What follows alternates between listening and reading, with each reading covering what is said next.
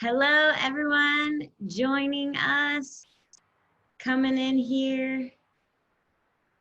So excited to have you all. Welcome in, welcome in. Got a whole lot of you here. So good to have everyone. This is the session with Genny Heikka and just making sure y'all are in the right room. We're gonna get started in just a minute as soon as everyone is here. Welcome in. Looks like we got a good crew of you here. So great. Hey, why don't you, as you guys are coming in, throw maybe the clap or the thumbs up. Let us know if you tuned in to the Thrive Conference earlier today. If you got to see a couple of you, awesome. So incredible. If you didn't get the chance to watch it, all of it's on demand. So make sure you get in there and get to see all of that's happening. All right, so it's 5:01, so I'll go ahead and start us out. My name is Hannah, and I am one of the staff members at Bayside. I'm one of the pastors around here, and this is our session with Genny, and we are so thrilled that you all have joined in with us. Genny, you want to say hey? So this is your path forward, 3 keys to rebuilding and rising with and leading with impact. And so here's kind of how today is going to work. Genny's going to talk for the next about 50 minutes. And then after that, she'll do about 10 minutes of Q&A. And so for any of you who, as she's talking, if you have questions, I have the chat open so that you can send any questions you have to me. And then we'll go ahead and field some of those to Genny in the last 10 minutes of our time. And so go ahead and just as she talks, any questions that you have that you'd want her to answer, she would love to answer as many as she can. And so you guys can just pop those to me in the private chat on here. And with no further ado, here's a little bit about Genny. She's served in a variety of leadership roles over the years within corporate, nonprofit, ministry, and currently has her own coaching and consultant practice when she works with so many individuals and teams to overcome things that are holding them back and to help them be their best. And I'm very excited about this personally. So Genny, thank you for being here. Go ahead and take us away. Thank you for having me, and thanks for the nice introduction, Hannah. And welcome, everyone.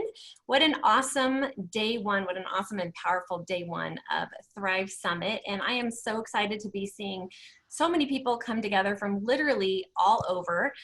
So whether you are joining us live here tonight or maybe watching this as a recorded session or listening, into Zoom from your car somewhere, I want to welcome you. Say, so glad you're here. And I am really looking forward to diving into how you can rebuild, rise, and lead with impact. And that's whether that's in your business, your family, it could be your ministry, could be your church, or something else. I want to start with just saying, I really believe that we are all leaders. So whether you are on this session, you're a CEO, whether you're a pastor, whether you might be a business owner, maybe you're a mom, maybe you're a teacher, maybe you're a student, we are all leaders. And I really believe that there is important work for all of us to do, especially now. And it's just my hope that you walk away from this session, this time together, feeling hopeful, feeling encouraged, and equipped, maybe with some practical steps and resources that I'm going to be sharing, maybe some new insights about yourself that will give you some new hope, new confidence, maybe some new clarity in your path forward, whatever that path forward looks like for you. And I want to start off with this quote. I love this quote and the reminder to grow through what you go through. And nobody needs me to tell them that these last several months, have just been filled with challenge and a lot of change, a lot of heartache and a lot of loss. And so I really just want to encourage you to take this time in this session for you. because we can't lead or take care of others well, or fully step into our purpose and fully step into our potential if we don't lead or take care of ourselves first. So any type of impact, any type of positive impact, or any type of transformation that we want to have, building bridges and working toward racial reconciliation, helping, our teams and our businesses or our families move forward through COVID, continue to move forward through COVID. It really all starts with us. And so sometimes, especially as leaders, and I've been guilty of this in the past as well, we tend to put others and other needs before our own. So whether that might be your congregation or your students or your kids or your employees, whatever that might look like, sometimes we put our needs last and we put ourselves last. And so I really just encourage you to take this time as time for you. Eliminate those distractions. I've been on those Zoom calls. If you have those extra windows open, close them out. Don't multitask. I encourage you to turn your phone off and close the email. We have a puppy in our house, and I told my husband I was doing a call like this last week, and our puppy was barking in the kitchen. And tonight I'm like, no distractions. Take the puppy in the garage, please, and play with him. So anyway, I just encourage you to eliminate distractions and really lean in, just to take this time for you. And if you are dialing in live right now and you want to, turn your video on so we can just, let's all just do this together. We're all learning, we're all growing all the time, myself included. There is a quote I want to read from John Maxwell, and he says, to grow yourself, you need to know yourself. And that's what we're going to be focusing on tonight, really turning the lens onto each of us individually as leaders. And as Hannah mentioned, I do life coaching, I do career coaching. I really love working with people to help people on their own growth and to get past the things that are getting us stuck and really get more clarity on our next step moving forward. So I'm going to be sharing some resources. I'm going to be sharing some tips and exercises that will hopefully help you as a leader thrive as you move forward. So the last thing I'll say is give yourself permission to dream. As we really dig in and put the lens on each of us individually and think about, when you think about who are you, what do you do? Why do you do it? How do you do it? And what might God be calling you to do in this next season moving forward? So give yourself permission to dream a little too. So with that, we are going to be digging into the book of Nehemiah, not a deep dive at all. We're really just going to be looking at 3 things that Nehemiah did in his journey of rebuilding the walls of Jerusalem that I think are key for us to keep in mind as leaders, as we look ahead at our own lives and our own path forward. And it's really my hope that that these 3 things will give you more clarity on what God might be calling you to rebuild in your own life, and also what he might be calling you to build into the lives of others. So to give some context around where we're at, and I'm sure many of you are familiar with the book of Nehemiah, but in case some of you aren't, I'll give you a really high-level overview, and then we're going to dig into 3 things that he does and take a look at how they can help us in our own lives moving forward as leaders. So the book of Nehemiah starts out with Nehemiah is a cupbearer to the king in Susa in Persia. So he's in a comfortable position, but then he hears from his brother and fellow Jews that the wall of Jerusalem is in ruins and that the people there are suffering. And so this changes everything for him. His heart is broken. His family is buried in Jerusalem. And so he stops, he prays, he then goes to the king, and he asks the king for his permission to leave Jerusalem, or to go to Jerusalem. And the king says yes. And so he goes, and he really leans in and, inspects the walls and gets an understanding of what's going on, and then he rallies people to help him in this effort of rebuilding the walls. And the walls are rebuilt, and then there's this huge renewal that happens in Jerusalem as a result. So that is super high level. Just to get context around, I'm going to be pulling a couple of verses out, and there's so many lessons in the book of Nehemiah, and there's so much more that happens in that book, but that's a high level. And we're going to take a look at one of the first things that Nehemiah does that we can do in our path forward as well as leaders is he acknowledges what needs to be rebuilt. And so if you acknowledge something, you accept it and you admit the existence of it.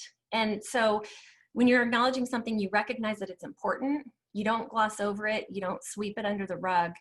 And when Nehemiah heard that the walls in Jerusalem were in ruin and the people there were suffering, he didn't pretend things were fine when they weren't. In verse 4, chapter 1, and I'm just going to read some verses from the Message version. He says, so this is after he heard the news. He says, "When I heard this, I sat down and wept. I mourned for days, fasting and praying before the God of heaven." So he doesn't stick his head in the sand and pretend, that it's just going to go away and he's going to move on. He let his heart break, and he lets himself feel what he was feeling, and he acknowledges what needs to be rebuilt. And I think this is so important for us as leaders, not only when we're looking at what's going on in our world today. We can't be bridge builders if we first don't acknowledge and listen, but also acknowledge in our own, when we're looking at ourselves. We can't fix things that are neglected or torn down or worn down or broken if we don't first acknowledge them. And so, sometimes what I've seen in my work with people, and I've seen this in my own life too, is that we can be in the lap of stress. We can have areas that need rebuilding and not even realize it. There was a time when, so my husband works at HP, and he used to travel a lot internationally. And when the kids were younger, our kids are older now. We have a 21-year-old daughter and a 19-year-old son. So they're older now. But when they were younger, Mike traveled a lot. And so there was a time when he was just traveling a ton, and I was home with the kids and had a lot on my plate, a lot going on. And I all of a sudden started having these migraines, and I also started having insomnia for the first time in my life. So any of you who have ever had migraines or ever had insomnia, you know that it can just be miserable. And I was, I was so stressed about it. And for anybody who's had insomnia, you lay there at night, and the more you know that you need to go to sleep and the more you think about it, the less you're able to go to sleep. And I would think, oh my gosh, I'm driving the kids around, and I haven't had any sleep. And so after a few days, I finally I made a doctor appointment, and I went to the doctor, and I'll never forget sitting on the edge of the little table thing in the doctor's office, and I just started crying. And I told my doctor, something's wrong with me, I've forgotten how to fall asleep. And he was so compassionate and so kind in his response, and he asked me a bunch of questions. And in our conversation, what I realized was I was under so much stress, but I didn't realize it at the time. Like, I had these physical symptoms happening, and I didn't realize it was related to stress. And he was so sweet. He was telling me he experienced the same thing when he was going through medical school, and his wife, experienced the same thing one time when their kids were younger. But my point in sharing that is that sometimes we just plow forward, and we get the work done, and we do what we need to do, whether that's with our family and our kiddos, or whether that's with our businesses or our church. And we can be experiencing a lot of stress and not even realize it. So I just encourage you to think about tonight, think about yourself, and ask yourself, are there any areas that you might need to acknowledge that might need to be rebuilt? It might be a little rebuilding, it might be a whole lot. So whether that's in the area of health, is there anything there that you need to focus on, and that you need to pause and stop and really put the time in? Or maybe it's finances, maybe it's relationships. With COVID-19, we've all been home with all of our family, and that's a wonderful thing, but it also can be a stressful thing. So maybe there's an area there with relationships that needs to be focused on and rebuilt. So whatever it is, the first thing that Nehemiah did that we can really learn from is acknowledge what needs to be rebuilt. So I encourage you to think about that. If we're not healthy as leaders, we can't lead in a healthy way. And so the other thing Nehemiah did related to acknowledging, that I want to pause on a little bit because this is so important, is he acknowledged who he was. So he remembered who he was, and that gave him clarity on what he was called to do and his next step forward. And so not only do we need to acknowledge how we're doing, but we also need to acknowledge who we are. And there's so much power in that. This step is so important. A lot of times I'll get clients who will come to me looking for, maybe they're at a crossroads and they're wondering, you know, should I take this career or this career, or I'm not fulfilled in my current job or my current life right now, but I want to make some changes, but I have no idea what I should change. I don't know what my passions are. You know, I want to pursue my purpose. And so a lot of things related to vision.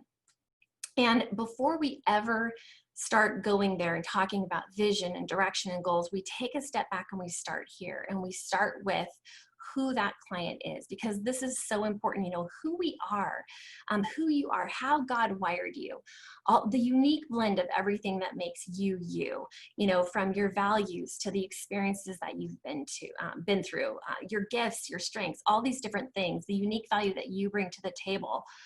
When we spend time really discovering more about who we are, that can inform where we can have the greatest positive impact. That can inform where we would find the greatest sense of meaning and purpose. And so this is where we always start. And I wish we had time to go through all of these in detail tonight. But I wanted to show you, these are 5 things. We're going to dig into 2 of these just so you have some practical steps and things you can actually take away from this. And then I have an email there. I do have a 1-page resource. If you want to email me, I will send you the 1-page resource that will walk you through some of these other ones, because we're going to go through 2 of them. But just on a high level, the steps that I take clients through to help people discover more about themselves. And obviously there's other things that we can do to do that. This is just the process that I use in my practice.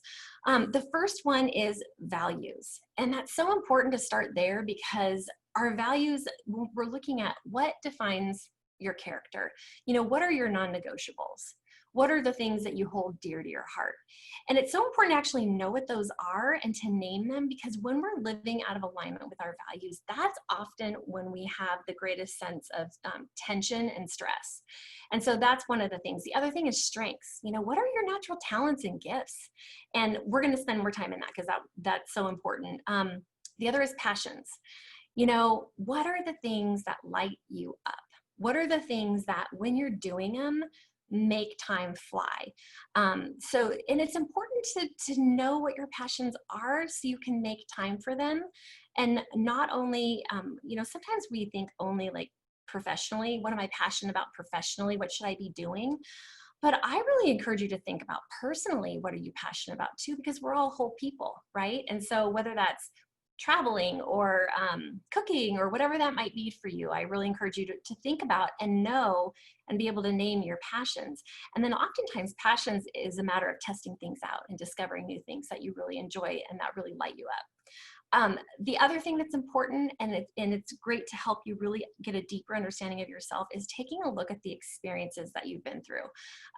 We all go through experiences, and they shape us and they impact us. And so we're going to actually spend a little bit more time in that one too.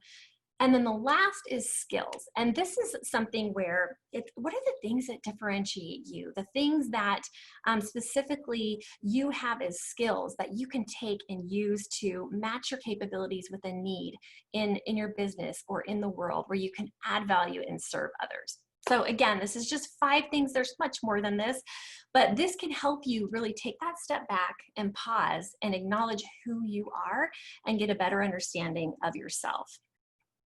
So I want to dig into, as I mentioned, 2 of those things. And the first is strengths. And I just really want to encourage you to know your strengths. And, you know, don't guess what you're good at. Actually know what you're good at. So if you're dialing in or you're listening to this and you already know your strengths, then this can just be a practical but important reminder to remember those strengths and actually be applying them and using them. And then if you don't really know your strengths and you're kind of in a place where it's like, I think I'm good at these different things, but I'm not really sure, then this will give you some things that you can do to move forward to help to discover your strengths. Again, there are more ways than these 2 steps to discover the things that you're naturally gifted at, the things that you're talented at. One of those ways is to ask for feedback and talk to other people. But these are 2 things here that I use in my practice. I just wanted to share and give you some practical action that you can take away from this. And I want to just, you know, take a step back and talk about, why do strengths matter?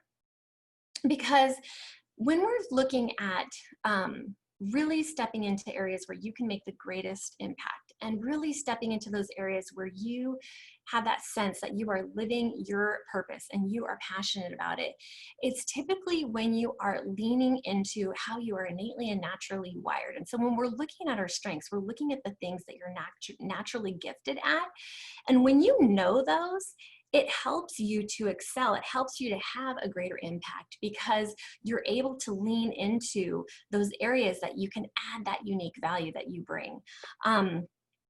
It also guides your direction and gives you clarity. So for me, one of the things that I'm really passionate about is working with people. And so that can inform what things that I might be able to step into to really help make an impact and help serve others. I'm not great with numbers. You know, my husband is, he's spreadsheet guy. He's awesome with numbers. I'm not.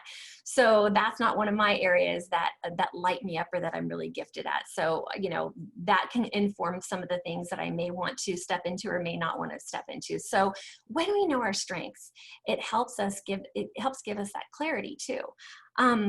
And it also, you know, and this is important, it also helps with confidence, because when we really start to realize that we all have different strengths, and we really know what ours are, and we lean into those, and we really own those, and we say, hey, I know I'm really good at this, and I'm going to step in and I'm going to use that toward this.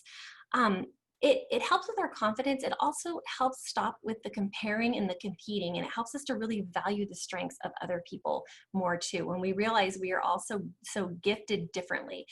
And so I want to just share a couple practical things so you can drill down and really figure out your strengths. Again, these are just 2 things. There are more ways that you can do this, but the first is to take a strengths assessment. You may not be an assessment person. You may not like them. And there's other ways, like I said, that you can discover your strengths if you're not an assessment person, but I wanted to share this one. It's the Clifton Strengths Assessment. You can go to gallup.com, and there's also a ton of resources for leaders and managers there. And I don't get anything for sharing this or anything. It's my favorite assessment because it takes a look at how you naturally and innately tend to think and show up and behave. And I think that's where it's so powerful, because I think that points to how God wired you. And so I love that strengths assessment. So I'd recommend that as a resource. And then when you get the strengths assessment, because so many of us take these strengths tests and then we file them away and forget them, spend some time really reading it and digesting it and thinking about how you can take that. And again, it's an assessment, so you can decide whether, you know, if the answers resonate with you or not. But then you can say, okay, gosh, that's so me, that describes me. Well, what can I do with that? How can I take this strength and meet this need or step into this project or that kind of a thing? So it really, really helps with that. The second thing to do to really lean in to discover more about your strength is think about what you are naturally good at as a child. And, you know, if you think about when you were a little boy, or when you think about when you were a little girl, what were the things that you just did because you were good at it, or you loved it, it was fun, you didn't even have to really think about it? And those are the things that can often point us to our strengths as well. So if I look back to my childhood, way back to elementary school, you know, one of the things that I just loved to do was to get up in front of my class and speak. And I loved memorizing poetry and getting up and reciting it. I entered speech contests. I loved to write, and that's been part of my journey as well. So think about for yourself, you know, what were the things that you loved to do as a child? Because a lot of times life happens, you know, we get busy, we get on a path, you know, maybe we go to college, maybe we get a certain job, or we think we should follow a certain path, and we lose touch with those things that, you know, those innate gifts that we had. And so it's so powerful when we can go back and say, oh my goodness, I loved doing that. And how are you making time to do that today? So, and part of this is testing it out too. So those are your strengths. So know your strengths. And then the second thing I want to touch on in this area of acknowledging who you are is to be able to honor your experiences. And, you and I may go through the exact same experience, but we're going to go through it differently because we are different people, right? And so our experiences, they shape us and they mold us. And oftentimes they equip us and uniquely prepare us for what we could be doing, or for what we are doing. And so there's power in really thinking about what have been your shaping experiences in your life. And so I encourage you, just practical action steps here. Journal, think about 3 experiences and journal those experiences, and then explore, how did they change you? What did you take away from that? How did they uniquely equip you?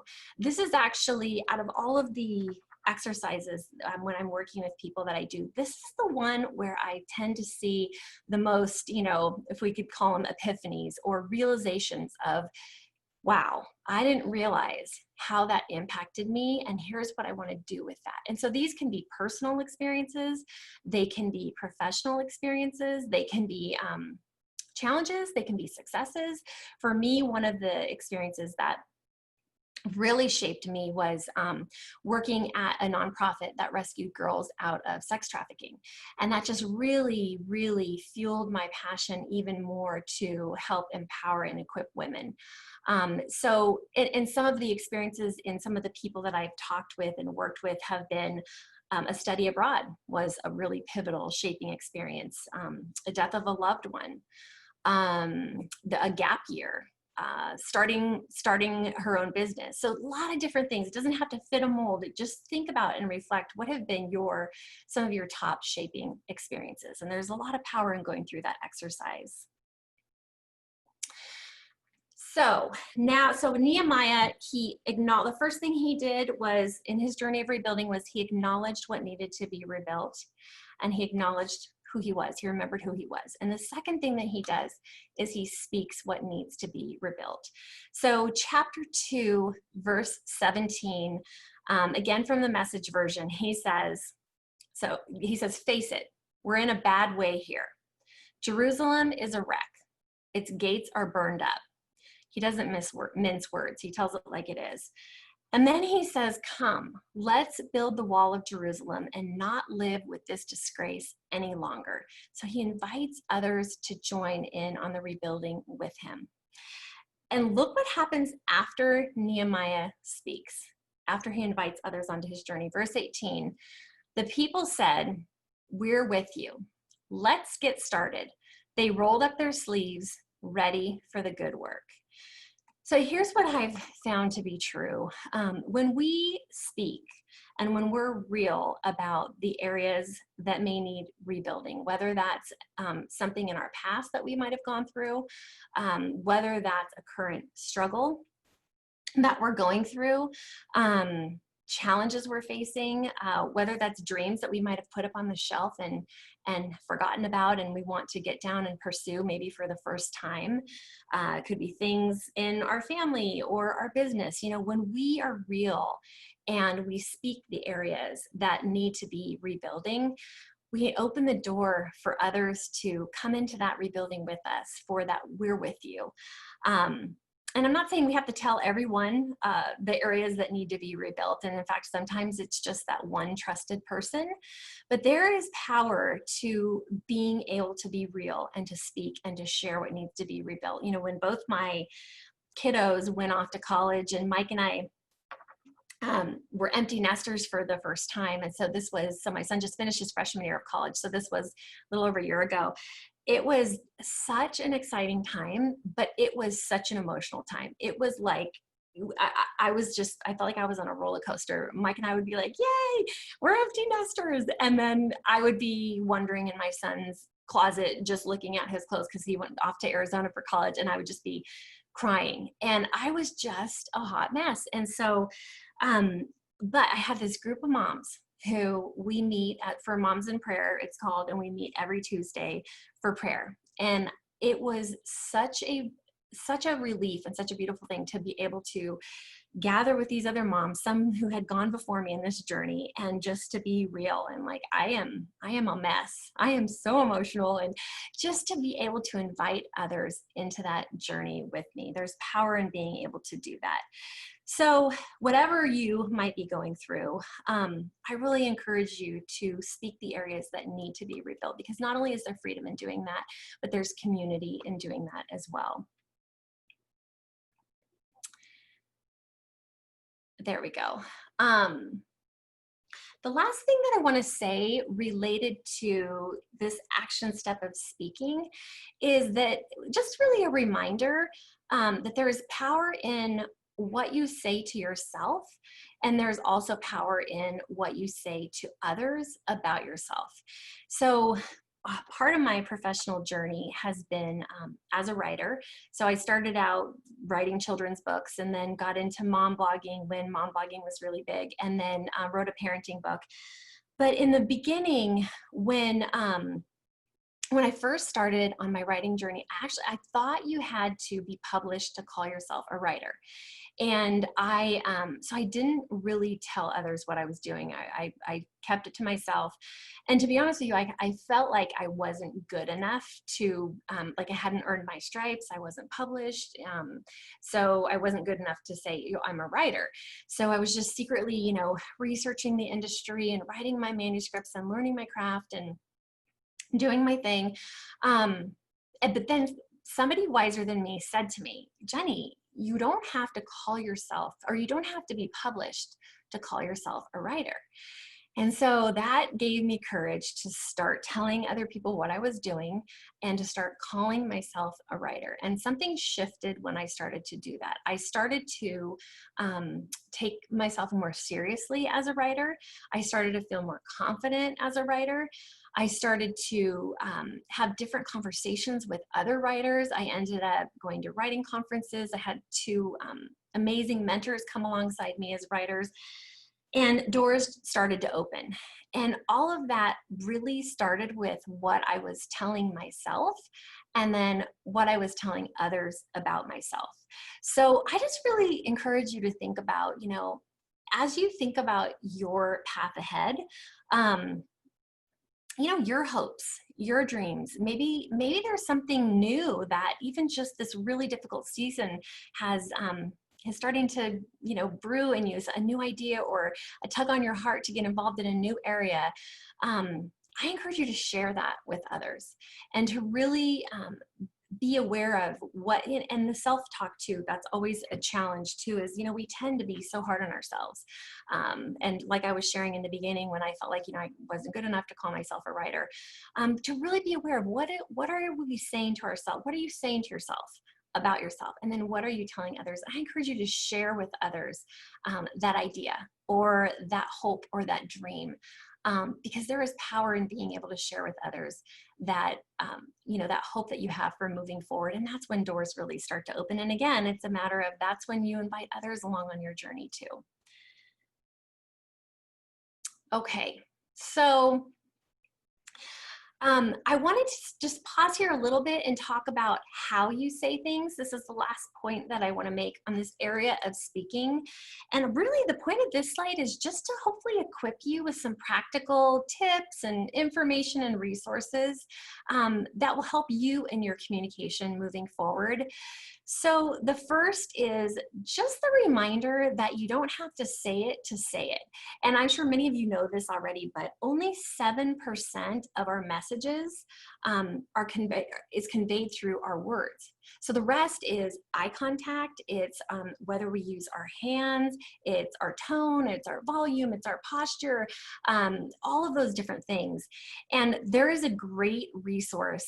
Her name is Vanessa Van Edwards, and I have her listed here as a resource as well. She wrote a book called The Science of Succeeding with People. And if you want to read a great resource on building relationships, genuine connection and communication, she has so much research and so many social hacks and tips in there that are really, really helpful. But she says that our brains put, I think it's 12.5 more weight on our hand gestures than on what we're saying in our messaging. And so she does this example in one of her videos where she says, I have a really big idea. It's huge.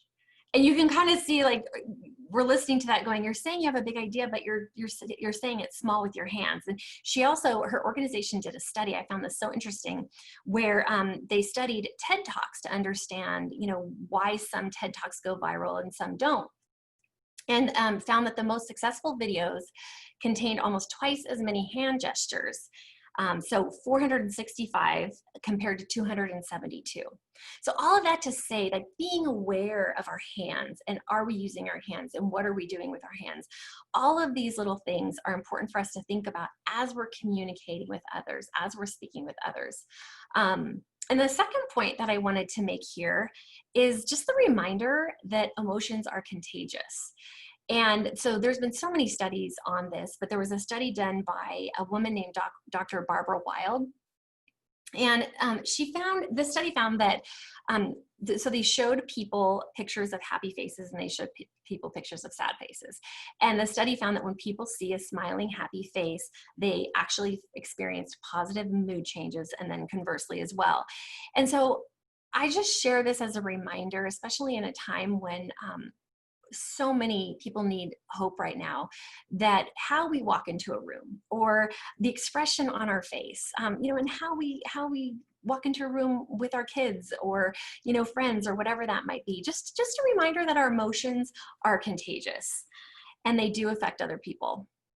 And then the last resource, I already talked about Vanessa's book, but EQ 2.0, some of you may be familiar with this. I love to share this resource with leaders, but it's on emotional intelligence. It's by Bradbury and Greaves, and you can order it, and it comes with an assessment code, but it's really useful tool on understanding helping us to understand how well do we understand and regulate our own emotions, and how well are we able to perceive the emotions of others and how people are reacting to us. So just a couple of tips and resources for you as a leader when we're thinking about speaking and we're thinking about communicating. Okay, so this is the third thing that Nehemiah did. So he acknowledged and he spoke, and then he took action. So it's not enough to say something, we need to actually do something. Nehemiah, you know, he was a man of action. He went to Jerusalem, he called others to join him. He went to work and he worked hard, and he faced challenges and faced opposition, and he kept at it and he kept rebuilding. And so this step of, you know, nothing changes until something is done. We can't do something unless we do something. So thinking about those areas of our life that need rebuilding, and I just encourage you to ask yourself, you know, what action do you need to take moving forward? You know, maybe it's, if we're thinking about your path forward and starting something new or pursuing a dream, you know, what is that next step to do that? Starting something can be hard. You know, change can be hard. Taking action can be hard. I remember when the first time that I got up to speak, I remember my knees were shaking. Like, it was hard. You know, doing that thing, especially for the first time, is hard. I remember when I first started my coaching practice over 3.5 years ago, and I had just gotten my website up, and I had a new client who found me online. And we had a consult, and I was getting ready to go into my first coaching session with her, and she was a high-level marketing executive. And I remember having this case of imposter syndrome and just like, what am I doing, you know? And, you know, especially when we're starting something new, especially when we're taking action and putting ourselves out there, it can be hard. But taking action is important if we want to help others, lead others, serve others, fully step into our purpose and fully fulfill our potential. We have to take action. We have to do something. And, you know, the good news is, and I think this is so important for us to remember, is it doesn't have to be a big earth-shattering step. Rebuilding anything does not happen overnight, and small steps are a really big deal. When I work with people on setting goals, I mean, yes, we'll have vision and direction and goals, but we always break it down into smaller and smaller and smaller action steps. Because when you do that, you are there's that momentum where you're continually moving forward. So you're building that momentum, you're building your confidence because you're realizing that you're doing it.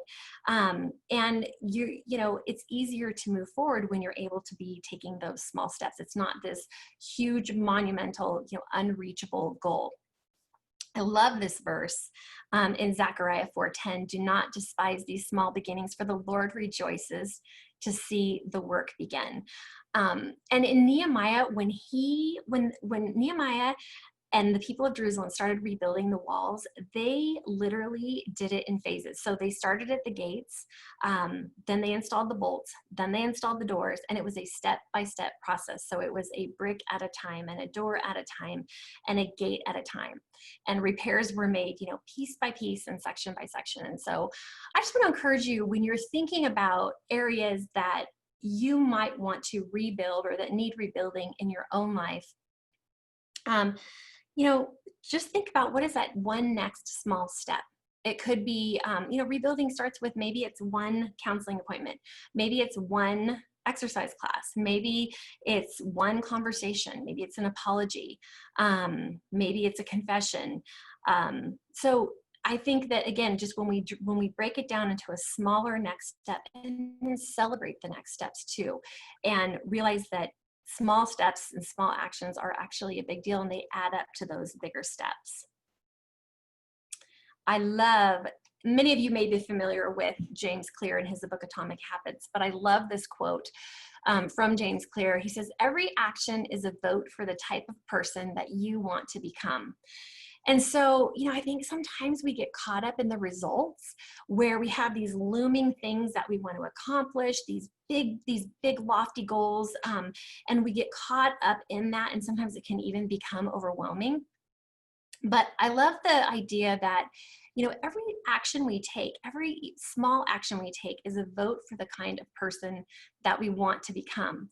And so thinking about, rather than, I want to do X, thinking about what kind of person do I want to become? And then having our habits and our small actions, lead us in that direction. He tells a story in his book of a guy named Mitch. And Mitch ended up losing over 100 pounds. But he didn't do it by setting a goal to lose 100 pounds. How he did it was he started for the first 6 weeks simply focusing on becoming the type of person who worked out. And so he went to the gym and he set a rule for himself where he would stay no longer than 5 minutes. And so he would get in the car, he would drive to the gym, he would go in there, do half of an exercise, get back in the car and drive home. And what he was doing is mastering the art of showing up. And his actions were that vote to become the type of person that he wanted to become. And then he ended up losing 100 pounds in the journey. And I love how James Clear says, a habit must be established before it can be improved upon. So I just share this to encourage you to think about, rather than maybe what you want to accomplish, what you feel like you should be doing, really flip it and think about what kind of person do you want to become, and then establishing those little ways that you can simply show up and take those smaller actions. And the last thing to remember related to Nehemiah's action and the action that he took in rebuilding the walls of Jerusalem is to not give up. I love in Nehemiah 6 when his enemies were trying to distract him and to get him to stop rebuilding and finishing the gates, and he knew they were scheming to hurt him. And so he sent messengers back with this message, and this is verse 2.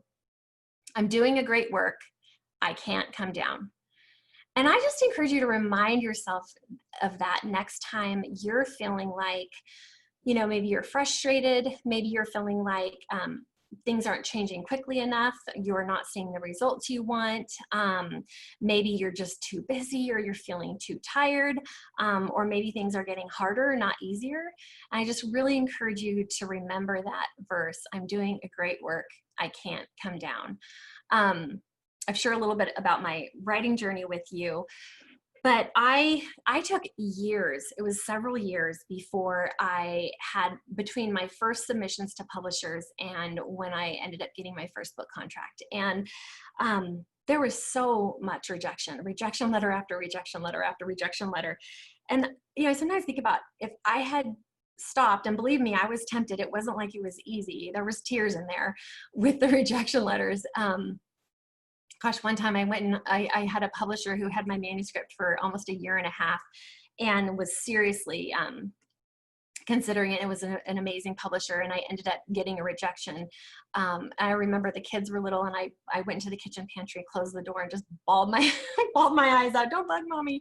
Anyway, it wasn't easy, but I think about what if I had given up? I never would have seen that first yes that led to more yeses, you know? And so I just encourage you, wherever you're at in your journey of building, rebuilding, don't give up.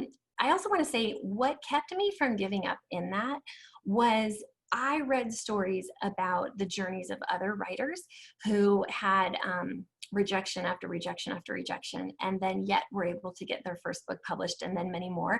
Kate DiCamillo, some of you may be familiar with her. She's a 2-time Newbery Award-winning author, and she wrote Because of Winn-Dixie. She wrote Tale of Despereaux, both became movies. An amazing author.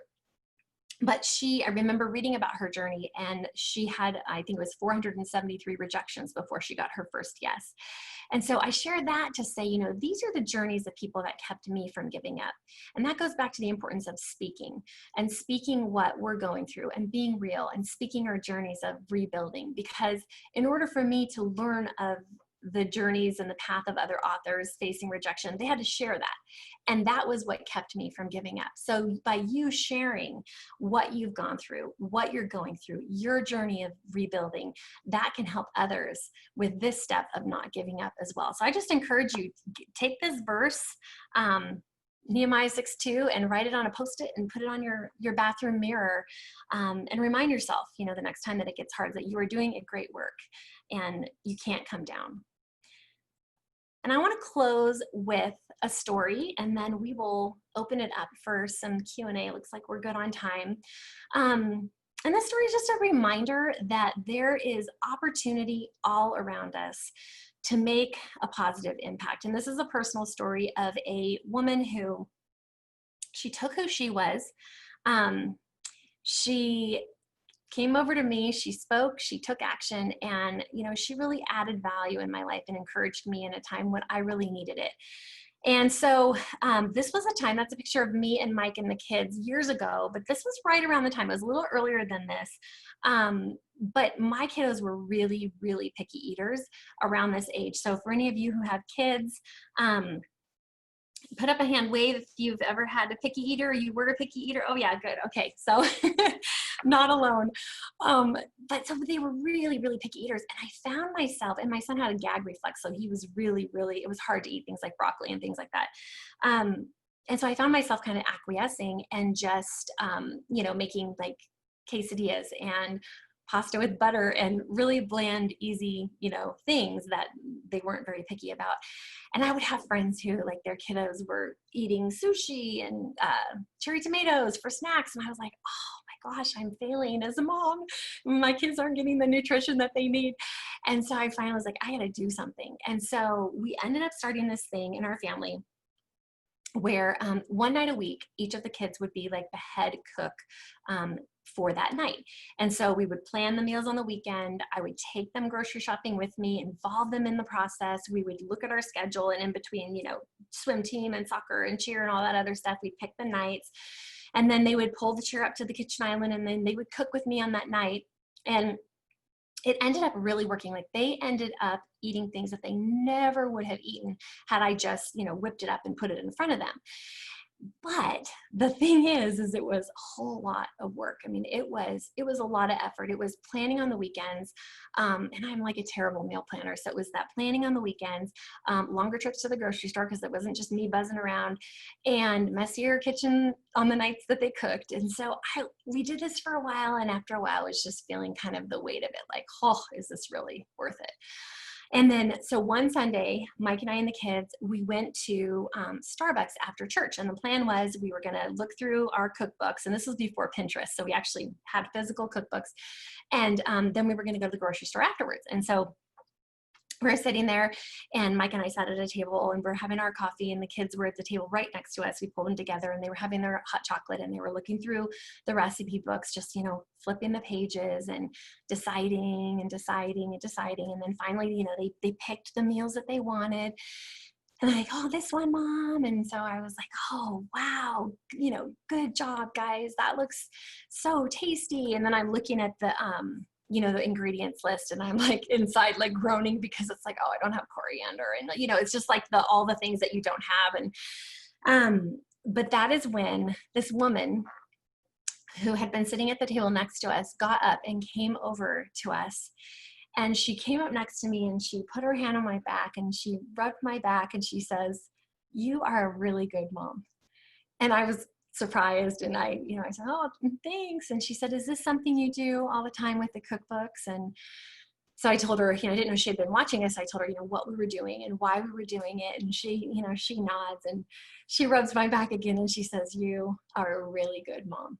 And I just almost started like, blah, you know, bawling right there at Starbucks. And I got choked up because I was at that place where I needed to be reminded that all the effort was worth it. And I needed to be encouraged. So here was a woman who took who she was. She was probably a noticer, you know, probably an encourager. She came over, she spoke words of encouragement in my life. She took action. She didn't have to. She could have just, you know, observed us and thought to herself, oh, what a cute family, you know, that's darling that they're doing that. But she came over and made a difference. And so I share that just as a reminder that when we're talking about rebuilding, you know, rebuilding is not about us. It starts with us, but it is not about us. It is about the people and the lives that we are supposed to touch and that we are supposed to serve. And so when we remember, you know, who we are, and we acknowledge, and then there's opportunities all around us to be able to step into that, to be able to speak into people's lives, to be able to take action to make a difference. And so I just want to leave you with that and encourage you that it doesn't have to be some big plan. It doesn't have to be some huge change. It really can be as simple as keeping our eye out at a Starbucks on a Sunday afternoon. So with that, I want to thank you so much again for joining us. I'm going to turn it back to you, Hannah, and then obviously happy to answer any questions that anyone has.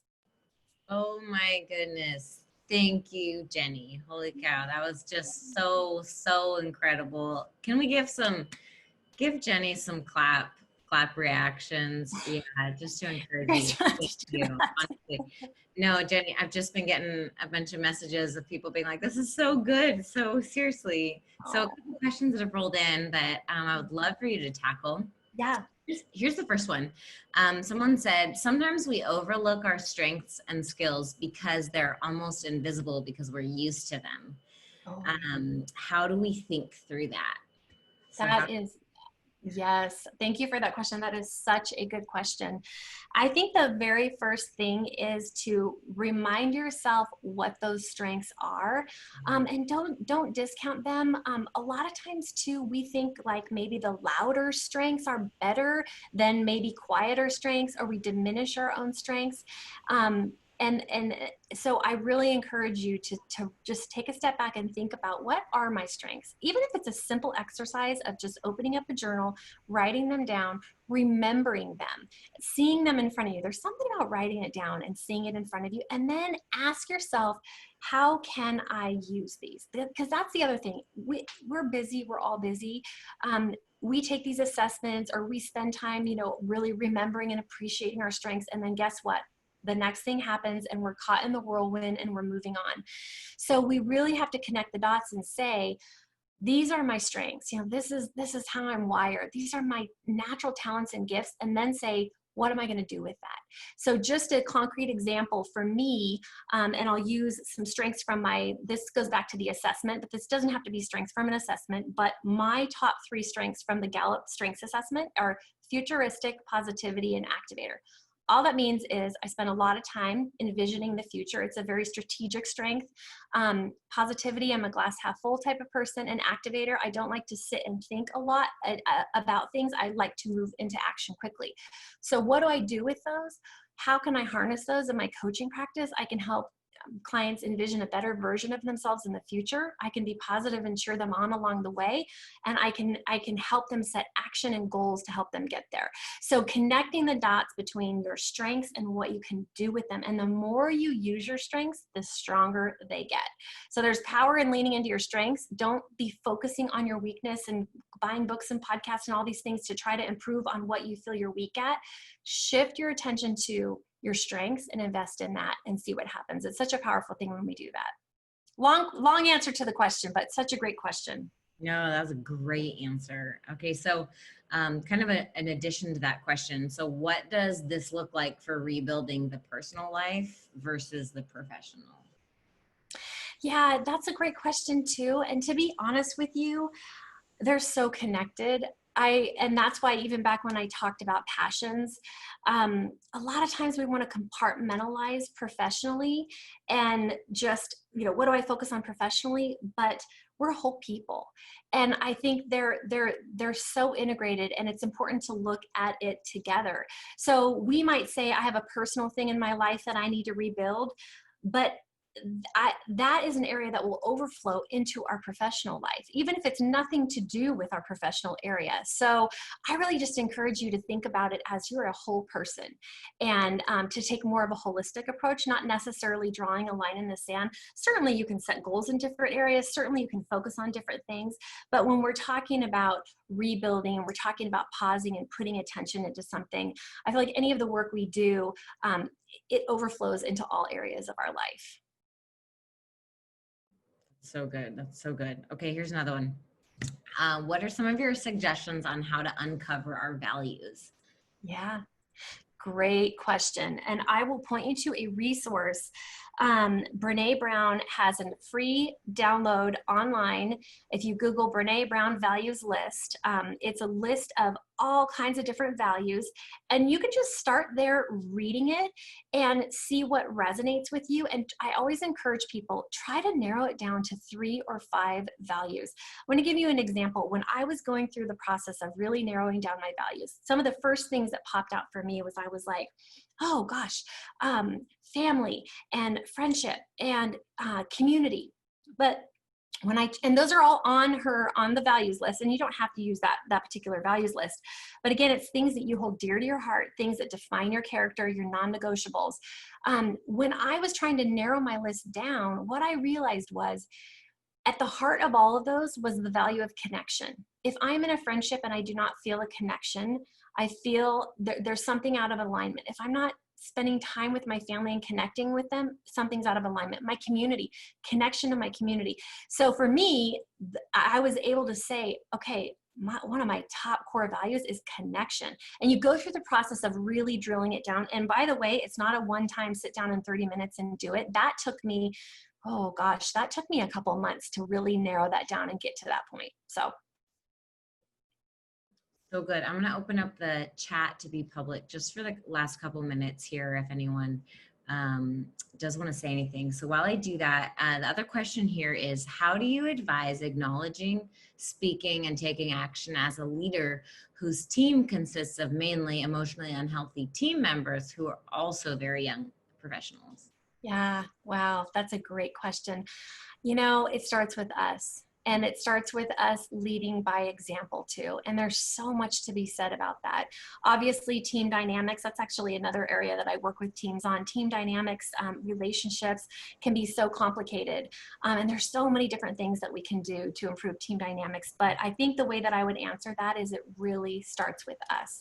And that was really my heart behind this too, is being able to put the lens back on us and say, what can we do in our own lives? What can we model? What can we exemplify? What can we do in our own lives? Because that's when you have that ripple effect with others.